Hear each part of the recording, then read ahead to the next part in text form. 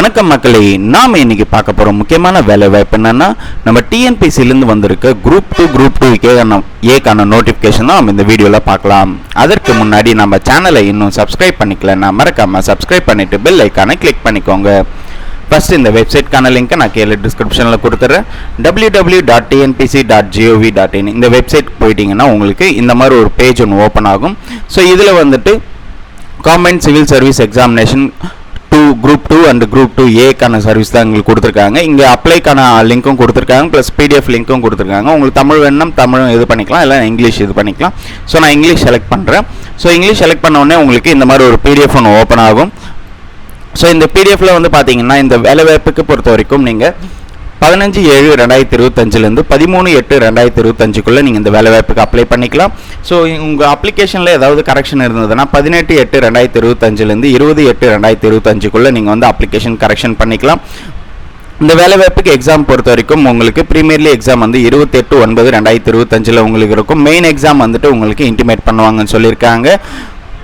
So இந்த வேலை வாய்ப்புக்கு எப்படி அப்ளை பண்ணோன்னா ஒன் டைம் ரிஜிஸ்ட்ரேஷன் கண்டிப்பாக பண்ணியிருக்கணும். ஸோ ஒன் டைம் ரிஜிஸ்ட்ரேஷன் பண்ணுறதுக்கு உங்களுக்கு உங்களோட ஆதார் கார்டு, ஆதாரில் லிங்கான phone number, 10th mark sheet இருந்தாலே போதுமானது. ஸோ ஒன் டைம் ரிஜிஸ்ட்ரேஷன் பண்ணிவிட்டு நீங்கள் 150 rupees நீங்கள் பே பண்ணுற மாதிரி இருக்கும்.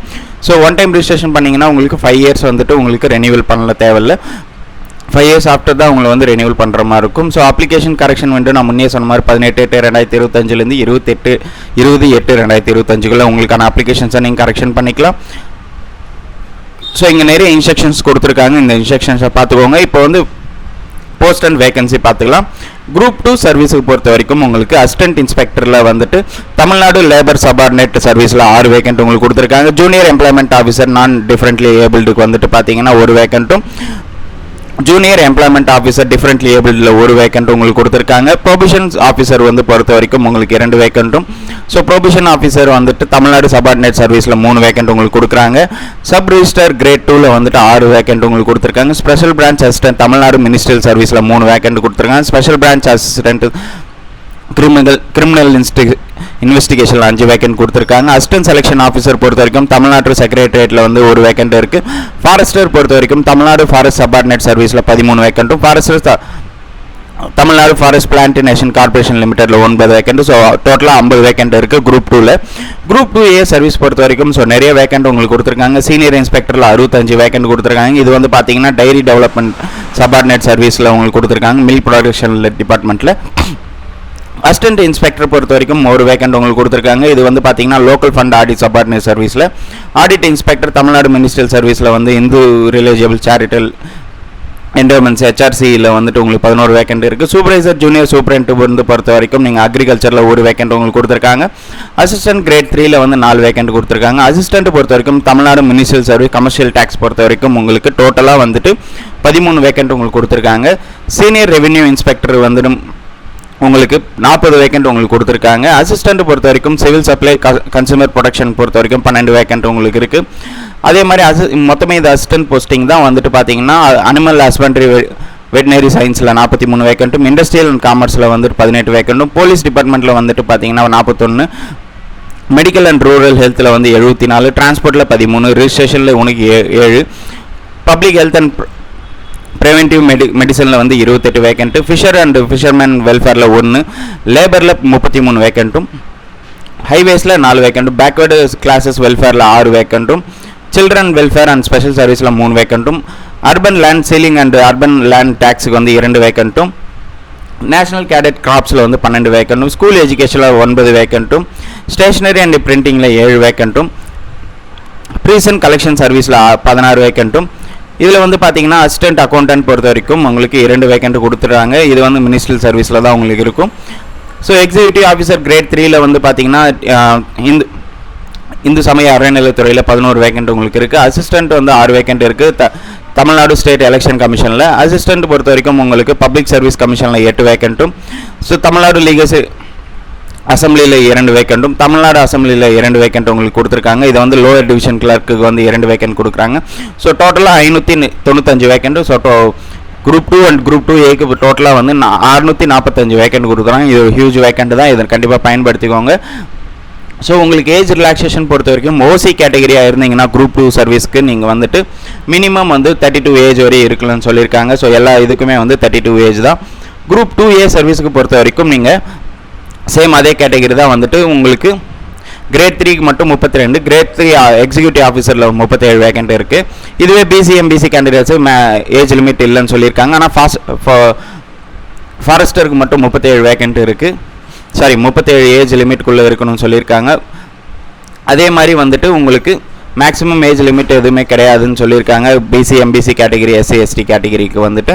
ஸோ எஜுகேஷன் டெக்னிக்கல் அதாவது எஜுகேஷன் குவாலிஃபிகேஷன் பொறுத்த வரைக்கும் அசிஸ்டன்ட் இன்ஸ்பெக்டர் பொறுத்த வரைக்கும் உங்களுக்கு நீங்கள் ஏதாவது ஒரு டிகிரி முடிச்சிருக்கணும். கீழ்கண்டு இதில் வந்துட்டு கிட்டத்தட்ட உங்களுக்கு 11 கோர்ஸ் உங்களுக்கு கொடுத்துருக்காங்க. இந்த 11 கோர்ஸில் நீங்கள் எது முடிச்சிருந்தாலும் அசிஸ்டன்ட் இன்ஸ்பெக்டருக்கு நீங்கள் அப்ளை பண்ணிக்கலாம். அடுத்து ஜூனியர் எம்ப்ளாய்மெண்ட் ஆஃபீஸருக்கு பொறுத்த வரைக்கும் நீங்கள் டிகிரி முடிச்சிருந்தாலே போதுமானது. ப்ரொபேஷன் ஆஃபீஸர் பொறுத்த வரைக்கும் உங்களுக்கு டிகிரி முடிச்சிருக்கணும், ப்ளஸ் வந்துட்டு சோஷியாலஜி அண்ட் சைக்காலஜி நீங்கள் முடித்தவங்க தாராளமாக அப்ளை பண்ணிக்கலாம். ஸோ அதே கேட்டகரி தான் ப்ரொபேஷன் ஆஃபீஸருக்கும். இது வந்து MA டிகிரி சோஷியாலஜி நீங்கள் முடிச்சிருக்கணும். ஸோ MA முடித்தவங்க பிஜி முடித்தவங்க தாராளமாக அப்ளை பண்ணிக்கலாம். சப் ரிஜிஸ்டர் கிரேட் 3ல் வந்துட்டு நீங்கள் டிகிரி முடிச்சிருந்தால் போதுமானது, ப்ளஸ் வந்து BL முடிச்சிருக்கணும்னு சொல்லியிருக்காங்க. ஸ்பெஷல் பிரான்ச் அசிஸ்டண்ட் பொறுத்த வரைக்கும் உங்களுக்கு டிகிரி முடிச்சிருக்கணும், ப்ளஸ் வந்து டைப்ரைட்டிங் ஷார்ட் ஹேண்ட் முடிச்சிருக்கணும்னு சொல்லியிருக்காங்க. அது அடுத்ததாக வந்து பார்த்தீங்கன்னா அசிஸ்டன்ட் செலெக்ஷன் ஆஃபீஸர் பொறுத்த வரைக்கும் நீங்கள் பிஜி முடிச்சிருக்கணும்னு சொல்லியிருக்காங்க. அதாவது ஜென்ரல் லா முடித்தவங்க தாராளமாக நீங்கள் அப்ளை பண்ணிக்கலாம். ஃபாரஸ்டர் பொறுத்த வரைக்கும் நீங்கள் வந்துட்டு degree in science or engineering முடித்தவங்க தாராளமாக அப்ளை பண்ணிக்கலாம். ப்ளஸ் வந்துட்டு agriculture, animal husbandry, botany, chemistry இந்த மாதிரி கோர்சஸ் நீங்கள் முடித்தவங்க கிட்டத்தட்ட 17 கோர்ஸை நீங்கள் முடித்தவங்க தாராளமாக அப்ளை பண்ணிக்கலாம்னு சொல்லியிருக்காங்க. குரூப் 2A சர்வீஸ் பொறுத்த வரைக்கும் அசிஸ்டன்ட் இன்ஸ்பெக்டர் பொறுத்த வரைக்கும் உங்களுக்கு டிகிரி முடித்தவங்க தாராளமாக அப்ளை பண்ணிக்கலாம். அதே மாதிரி சூப்பர்வைசருக்கும் நீங்கள் டிகிரி முடித்தவங்க தாராளமாக அப்ளை பண்ணிக்கலாம். அடுத்து சீனியர் ரெவென்யூ இன்ஸ்பெக்டர் பொறுத்த வரைக்கும் நீங்கள் டிகிரி முடித்தவங்க அப்ளை பண்ணிக்கலாம். ஸோ இதெல்லாமே பார்த்தீங்கன்னா டிகிரி முடித்தவங்க தாராளமாக நீங்கள் அப்ளை பண்ணிக்கலாம். ஸோ மினிமம் வந்து டிகிரி முடிச்சிருக்கணும். ஸோ டிகிரி முடித்தவங்களுக்கு எல்லாருக்குமே இந்த வேலை வாய்ப்புக்கு தாராளமாக நீங்கள் அப்ளை பண்ணிக்கலாம். ஸோ சப்போர்ட்டிங் டாக்குமெண்ட்ஸ் பொறுத்த வரைக்கும் நீங்கள் 10th 12th mark sheet and diploma PG degree இது இருந்ததுன்னா நீங்கள் அக்செப்ட் பண்ணிப்பாங்கன்னு சொல்லியிருக்காங்க. எல்லாத்துக்கும் overall mark sheet and professional சர்டிஃபிகேட்டும் கண்டிப்பாக இருக்கணும். ஸோ ஃபிசிக்கல் ஸ்டாண்டர்ட் பொறுத்த வரைக்கும் ஃபாரஸ்ட் ஆஃபீஸருக்கு உங்களுக்கு மேல் கேண்டிடேட்டாக இருந்தீங்கன்னா 163 சென்டிமீட்டர் ஷெட்யூல் ட்ரைப்ஸ்க்கு ST கேட்டகரியில். அதே மாதிரி வந்துட்டு நார்மல் வந்துட்டு செஸ்ட் வந்துட்டு 79 இருக்கணும், விருந்த நிலையில் 5 இருக்கணும்னு சொல்லியிருக்காங்க. ஃபீமேல் அண்ட் டிரான்ஸ்ஜெண்டருக்கு பொறுத்த வரைக்கும் 150 centimetre ST கேண்டிடேட்ஸ்க்கு.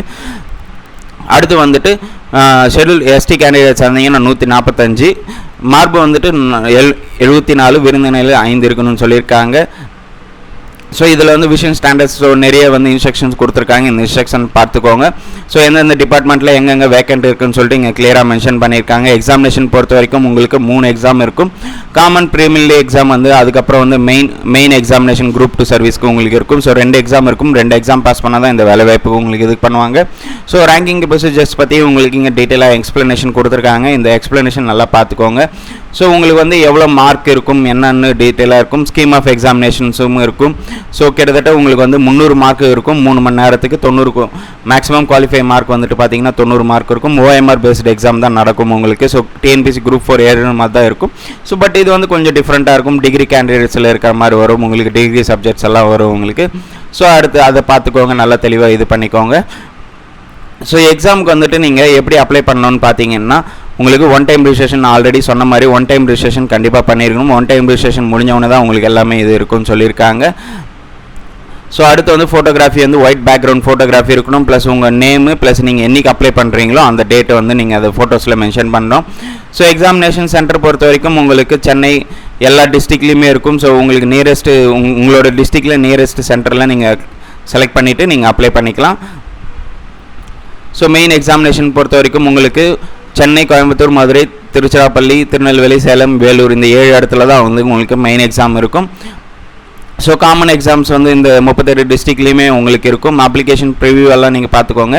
So exam fees பொறுத்த வரைக்கும் உங்களுக்கு 100 ரூபாய் நீங்கள் பே பண்ணுற மாதிரி இருக்கும்.